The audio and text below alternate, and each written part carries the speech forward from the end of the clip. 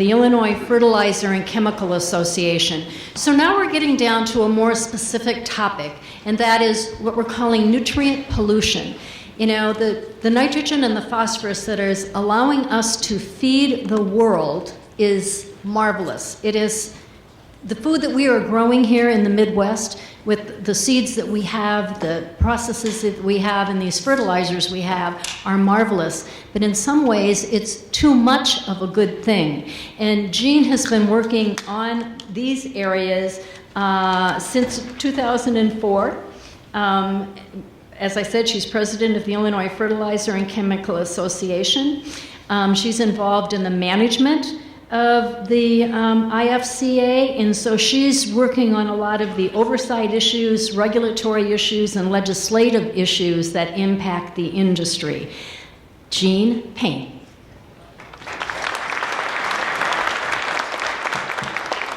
Wow, that's a bright green screen. It didn't look that way on my computer last night, so if it's green, it's good. I thought I would take just the first couple minutes to explain to you what we do, what the fertilizer industry does before we get into details on nitrogen and phosphorus laws, because I think it's important, if you don't work in this industry every day, to understand the scope of this and why farmers in Illinois do what farmers in Illinois do. And these are our members. We've been around since 1965. Our association was started mostly because of anhydrous ammonia, which is a form of nitrogen fertilizer. You guys are so fortunate that you have East Dubuque Nitrogen Fertilizer Company in your backyard here, where nitrogen is actually produced as a source of fertilizer for farmers. Also provides a lot of jobs for people in this area. So what Bob Chickfree makes at his plant is anhydrous ammonia, and it has a lot of safety considerations. So we started in the 60s making sure we could handle these products safely. As you can see by our mission statement, stewardship is a really important of our mission statement. Because at IFCA, we believe that if we don't handle these products, whether it be pesticides or fertilizers, properly, and have the public trust in knowing that we're going to do the right thing and use them properly, that there will not be public acceptance of what we do in the agricultural industry. So our members are the ag retailers here in this part of the state: Stevenson Service Company, Pearl City Elevator, Ag Tech at Stockton, obviously the fertilizer manufacturing sector at East Dubuque, also the guys that make all the tanks and the equipment and the toolbars and the fertilizer wagons, and the people that transport fertilizer throughout Illinois. And it's interesting because in our part of the ag industry, I think a lot of people think, well, agriculture is exempt from everything. Farmers are exempt from everything. It's not true. And especially in the ag retail industry, we are a very regulated part of the industry. We have 13 federal and state agencies that watch what Bob does every day, that watch what John Musser does every day: transportation, hours of service, EPA, Department of Agriculture, OSHA, Department of Homeland Security has become a big part of what we do. But in Illinois, we sell in Illinois 5 million tons of agricultural fertilizer is used in this state on our 22 million acres of crop production. Every year we're between 10 and 12 million acres of corn and 9 to 10 million acres of soybeans. So we are a huge agricultural state. It's such a part of the economy, like Jordy talked about, to keep it vibrant. But how do we partner to make sure that the nutrients that we use are not being excessively lost to the environment? And I mentioned that the 65% of the nitrogen that we use for corn production in Illinois is in the form of anhydrous ammonia. My challenge, of course, representing the industry and the ag industry, is that 65% of our population lives in Chicago. So you can imagine what it's like at the state capitol. And Bonnie, I just can't tell you enough about how awesome the Fair Map Amendment, everything that the League of Women Voters does to educate people about our governmental process. So important. Don't give up. It's a challenge in Illinois because we are so overwhelmed by the urban politics of Chicago. But I think we've done a great job, and to Amy's credit too, the state government employees that have had to deal without having a budget for so many years now come to work every day and are so dedicated to keeping our state moving forward. Now this slide is important because I work for the fertilizer and chemical industry. People think that everything we use is chemical. Well, it's not. These forms of nitrogen, potassium, and phosphorus on the periodic table that we all learned in high school and college are actually products that the earth has provided to us. What we do in the fertilizer industry is we mine the P and the K, and we turn it into a nice usable form that spreads evenly, is consistent, doesn't have any bad materials in it, doesn't have heavy metals, arsenic and lead and things like that that we don't want in our fertilizers. but they definitely come from the earth and from millions of years of development. Nitrogen is a little bit of a different story. Obviously there's nitrogen in the air, but the plants cannot use the nitrogen in the air. The nitrogen has to be converted to a different form for plants to take it. Do you ever notice after a rainstorm, the grass is greener? After a thunderstorm, have you ever noticed that?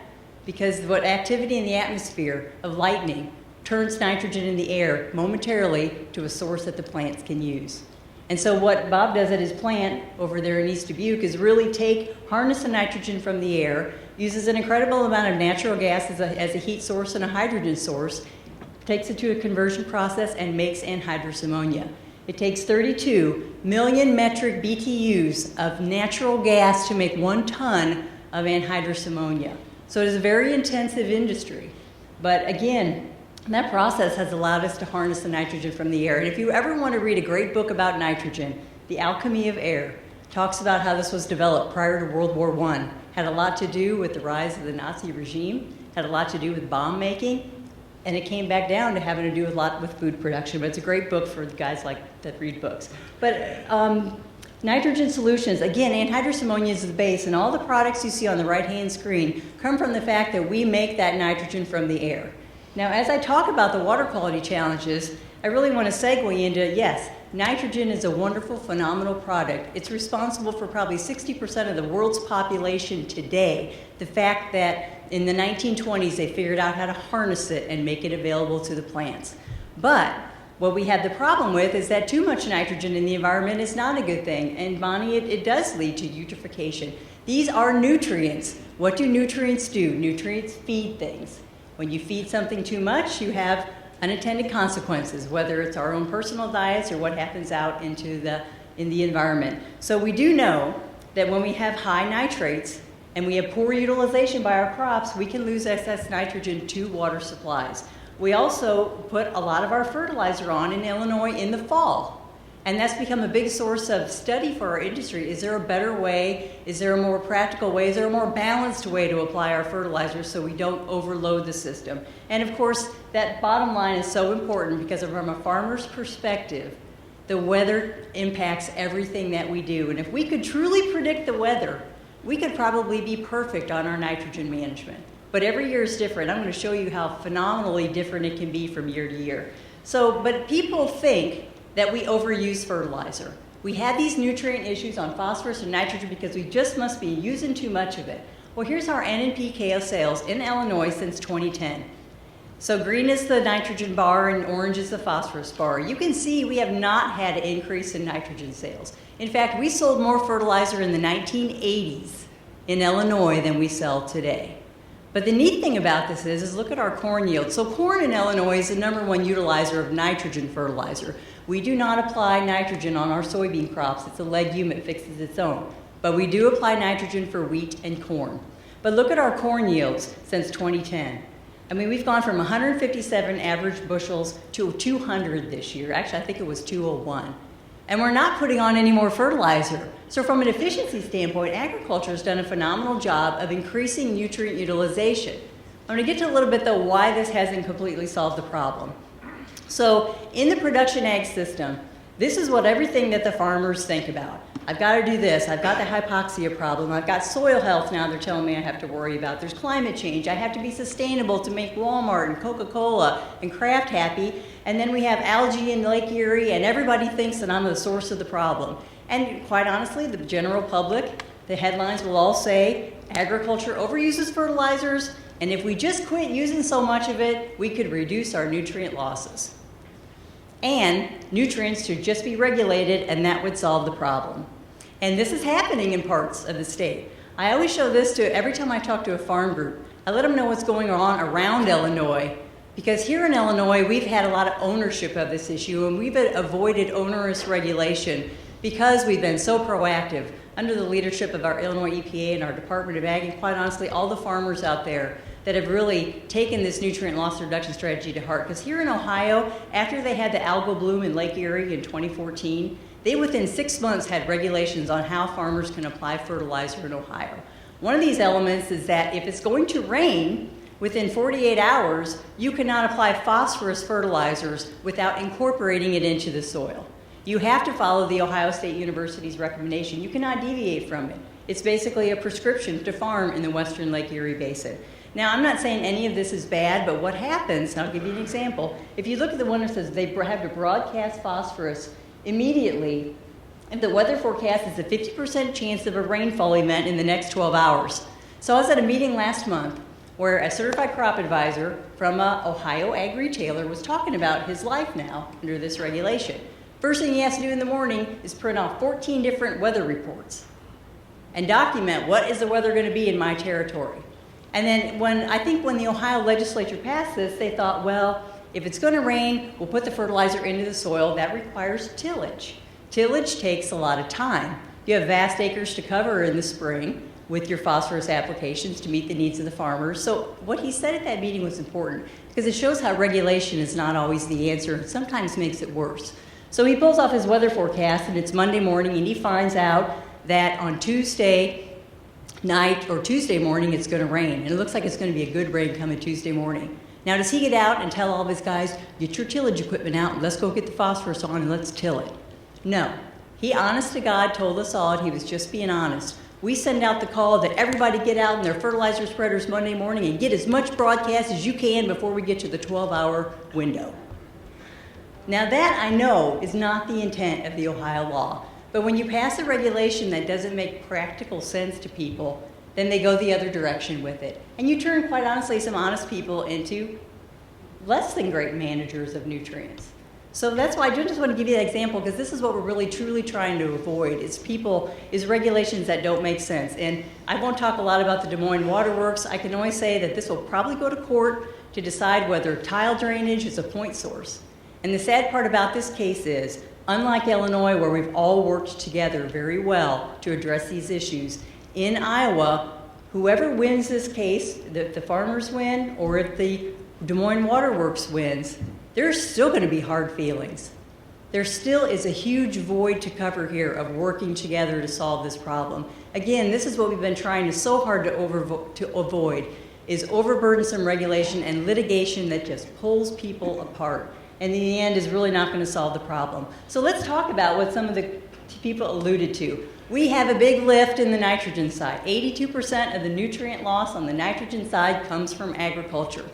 We have a tile drain system. Our forefathers drained our very rich, organic, black, tight soils that used to be swamps and the source of malaria in the 1800s. We had so much wetness in Illinois. After we drained the fields, those beautiful organic fields became phenomenal producers of agriculture. Now, do you think tile drainage is a bad thing? I think a lot of people think, well, if we just didn't drain the water subsurface in Iowa and Illinois, we wouldn't have any nitrogen problems. But remember when I talked about nutrient utilization? If the crop and the corn crop uses the nitrogen, that nitrogen is not left to be lost through denitrification or through the water. Here's a great example of this. This picture was taken in June of 2015 in central Illinois, where we had 22 inches of rain in June. Now, where is the corn green? The corn is green where there's drainage tile underneath the corn. That corn has a chance. Those roots have had the water away from it so they can thrive and they can suck up the nitrogen and phosphorus and elements from the soil and produce corn and use the nitrogen for a value-added crop. Where it's light green is where the soil is saturated, the roots can't survive, there's not enough oxygen, the corn plant shuts down. So for anyone who thinks that maybe we're too critical of farmers for tile drainage, farmers have equipment in their combines now. They know exactly where the low spots in their field are. They know where the yields are bad. So their goal is to increase nutrient utilization by providing better drainage. Now the trade-off is we've got now to manage this potential loss of nitrogen through field tile that otherwise used to get lost to the atmosphere. And here's an example of this. This is a field in Champaign County, Illinois. All of the fertilizer was put on in the spring. Some people say, if you guys would just put all your nitrogen on in the spring instead of the fall, we wouldn't have any nitrogen problems. Well, this guy did that. He put all his nitrogen in liquid form on in the spring, and then he had 5 inches of rain. And he called out our agronomist and said, what am I going to do? He's looking at putting on more nitrogen because his crop looks terrible. And the agronomist went out there and looked at this little green spot back here and thought, well, what is going on back there in your field? He goes, oh, there's an old field main, old tile drainage main going through the middle of that field. I sure wish I had more of them in here. Well, you can see that's the only place his corn crop looks decent. So we have better nitrogen uptake over well-drained soils. Because denitrification, and I know John Musser will talk to you a little bit more about this in detail, we used to lose a lot of nitrogen to the atmosphere. Whenever the soils are saturated, the gases go up into the atmosphere. Because we've done I would argue and hypothesize that because we've done a better job with tile drainage, I think we've changed the loss mechanism in the agricultural system for nitrates. We don't measure what we lose to the air. No one's walking around, Amy, I don't think you're walking around, with an air monitor going, oh, there's too much nitrogen in the air today. It goes up into the atmosphere as a form of nitrogen. But when it comes out of a field tile and ends up in Lake Springfield or the Mississippi River or the Gulf of Mexico, and we measure it in parts per million, 10 being the magic number, you can see that even if we just transfer a little bit of the nitrogen from the air loss down now into subsurface drainage, it doesn't take very much to move the needle on nitrogen loss. So this is the big challenge that we have for agriculture, is finding this balance of better utilization, but understanding now that we have a direct conduit through our field tiles also that we have to manage. I won't talk a lot about this because Amy covered it, but I want to show you this map again. These are the nitrogen losses. Where in Illinois do we have the beautiful, flat, black, organic, tile drain, corn-producing counties? Everywhere where you see the dark blue. Those dark blue areas lose up to 25 pounds of nitrogen per acre. Okay, that's in the science assessment document. Now, when do they lose the nitrogen? Through our research, we've determined that most of the nitrogen is actually lost in May and June, before the corn crop is really cranking on its nutrient utilization mechanism. So how do we manage this uptick? And you can see it perfectly aligns with the nutrient loss reduction strategy. That line of 25 parts per million is where we see the loss from our tile drain fields. And you see how it comes down in July once the corn crop is really producing that ear corn. So knowing all this, the challenge that we've kind of had in the ag industry is as this all came out, sometimes people say, well, you know, yes, agriculture's got a problem, but what about the golf courses and the lawn care people and the homeowners? They use a lot of fertilizer and no one's doing anything about them. And I get this a lot. I think what we've been successful at is making farmers understand that, yes, there are urban sources of nitrogen loss, but we cannot deny that in agriculture, we're the largest component of it. Because I just showed you 25 pounds per acre coming out of a field tile. This is a golf course in area around Bloomington, Illinois. We looked at water coming off of a parking lot, off of a subdivision, off of a golf course, and the highest level we could find in here is 2.68 pounds per acre, okay? So sometimes I show this to farmers to say, we cannot deny our problem. We know these people have to do a work too, but we have to be responsible for our portion of it. So it gets difficult to be responsible for all this when you live in a state. Now, this slide, I will tell you, my friends, I was a lobbyist for the industry for 20 years. I hired a younger person to do that now. But we made this slide in 2004, the guys from the Midwest Truckers Association. And we thought it was hilarious because that was the first year we didn't have a state budget. It is now 2017, and this slide still applies, except you need to add another $10 billion to the deficit. So here in Illinois, we've lost our research funding. We have lost our Council for Food and Ag Research, which used to get $15 million a year for agricultural research, went from $15 million to zero in 2010. We have lost our University of Illinois crop production extension specialists. We still have managed to hang on to a few extension specialists, but we are nothing like Iowa or Ohio or Michigan, where we have extension specialists out there working with farmers every day with the latest research from the University of Illinois. We've had to try to just do the best we can with limited resources. So what do you do when you're losing, oh, Amy, what's the number? 225 million pounds of nitrogen from the ag sector. 225 million pounds is what we have to reduce. And you have no state resources. Across the river from here, Iowa is spending $5 million a year of taxpayer dollars to help the Iowa farmers. We do not have that in Illinois. I don't know when it was ever going to come back. It probably isn't. That's okay. We've accepted it. And we went in and we rather than crying about it and woe is using about it, what do? We're not going to let Illinois agriculture go down the tubes because our state's in a financial disaster. We assessed a tax on fertilizer in Illinois, 75 cents a ton. It can go up to $3 a ton. Farmers, every farmer in Illinois that buys a ton of bulk fertilizer is paying a tax to fund nutrient research that the state of Illinois used to do. And actually, it's a great thing because now we have more ownership. On this council, we now have $2.5 million a year. We have 28 projects underway starting back in 2013, and we're the only sustainable source of funding because we took this fund away from the state of Illinois. When that farmer writes a check to Stevenson Service and they send it in, it goes to a private foundation. No one in Springfield can get their hands on it, so it cannot be swept. It's a public-private partnership enforced by the Illinois Department of Agriculture. So, with this money, I have a nutrient stewardship team at the IFCA.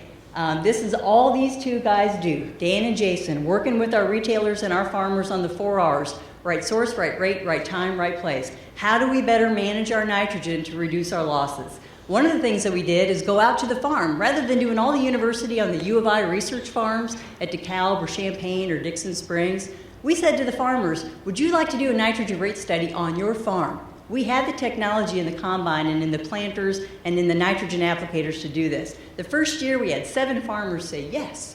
This year we're pretty much maxed out at 60. We can hardly manage more than 60, but these farmers put out different rates of nitrogen because the MRTN stands for maximum return to nitrogen. What is the number, what are the pounds of nitrogen that provide an economic return for the farmer but do not provide too much nitrogen or not enough nitrogen? It's a range that we want them to feel comfortable with. It's in the nutrient loss reduction strategy. You can do this from inside the tractor cab. We GIS the field, the controllers go over the field, put these different rates down, and then at the end of the year we harvest them and see what the crop response was on these different rates. Now you can tell where the zero zone is, can't you? It's pretty obvious where we put no fertilizer on. But when we harvest this, then we find out how many pounds of nitrogen did it really take to maximize yield. I'm going to show you just a couple examples of how different this is. It's why it's so hard to regulate this and pick a number. Is 100 pounds per acre the right number? Is 200 pounds the right number?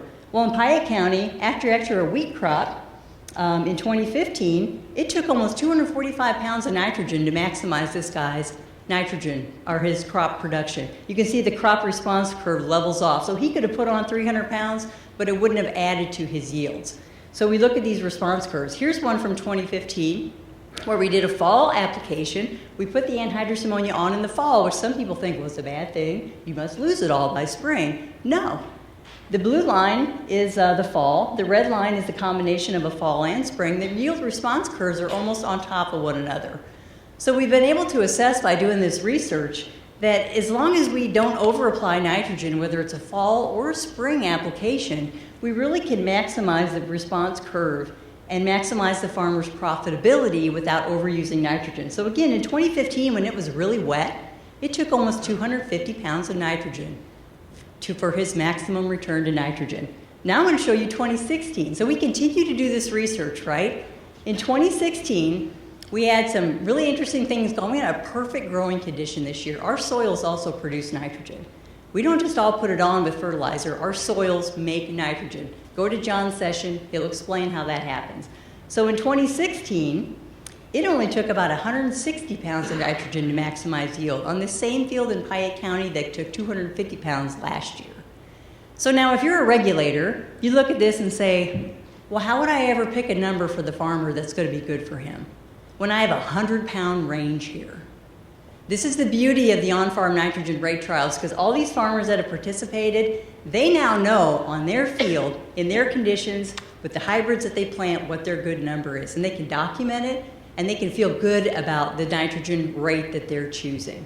And we apply this in a calculator form for other farmers to use. You don't have to do one on your farm, but it makes you feel good if the guy down the street's doing it, because it gives you a good comfort level that you've done the right thing. These are all the ones that we have done with NREC funding since 2015 throughout the state. You can go on our website at ifca.com if you're curious to see what some of these look like. They're readily available on our website. We call it Keep It For Our Crop. That's the name of our program. But NREC is doing all kinds of other things. We are studying phosphorus runoff. studying nitrogen coming out of the field tiles. Those are 36 tile monitors at a site in Douglas County that's flat as a pancake, saturated soils, how much nitrogen is coming out depending on when we put the nitrogen on.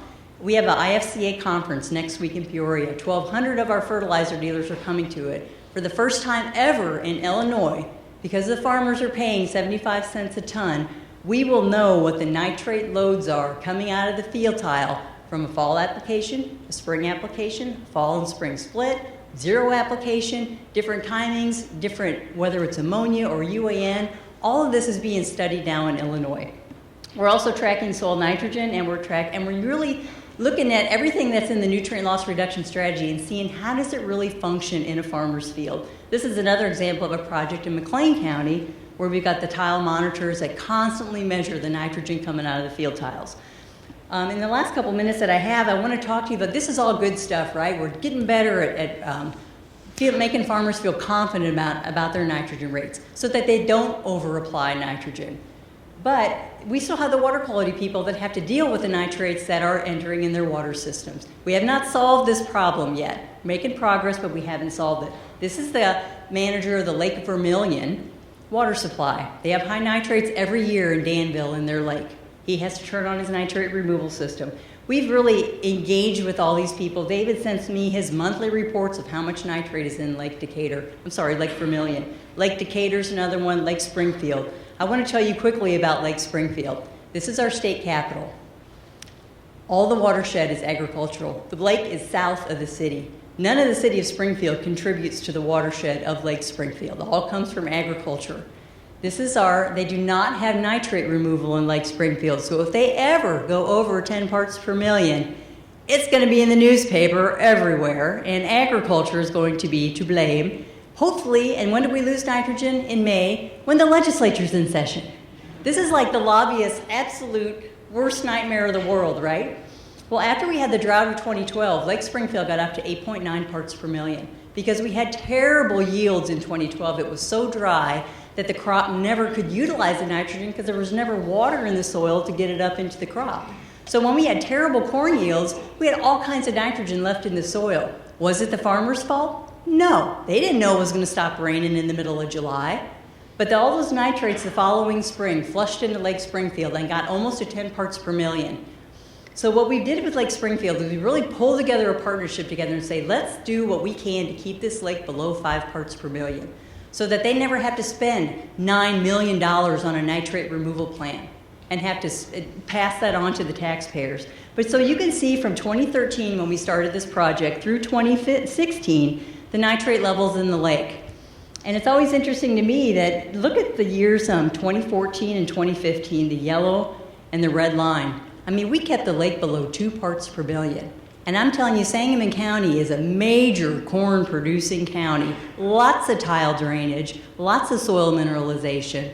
I mean, they crank out the corn and they strive for high yields in Sangamon County. Look what happened to, Jordy, I think it was your comment. The winter of 2016, January, we had 8 inches of rain between Christmas and New Year's in Lake Springfield watershed. And the nitrate level shot up to 8 parts per million in February. Everybody said, oh my God, Gene, it must have been the fall fertilizer you guys put on, it's all in the lake. Really? Well, we tested all the soils, and it wasn't the fall fertilizer, it was still there. So what happened here? I'm not sure we really know. An incredible amount of stormwater. It didn't matter what happened. We had a problem going into the spring of 2016. And so think about now, we know we're going to lose nitrogen in May and June because that just happens every year. We're going into February at 8 parts per million already.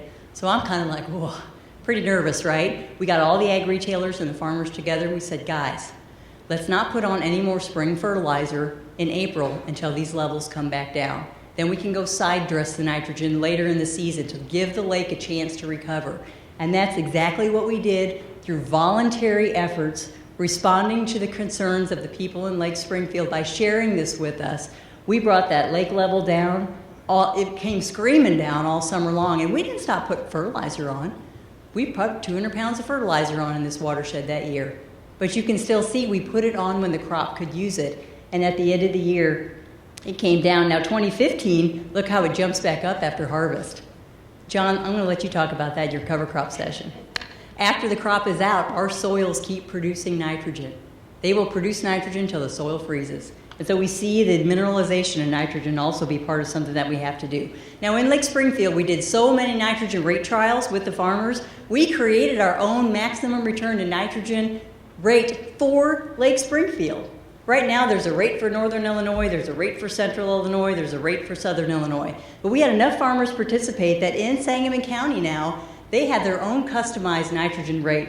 It's 175 pounds for soybeans following corn. And this is what it was before. If you were just a Central Illinois farmer, if you were doing corn following soybeans, you put on 175 pounds of nitrogen.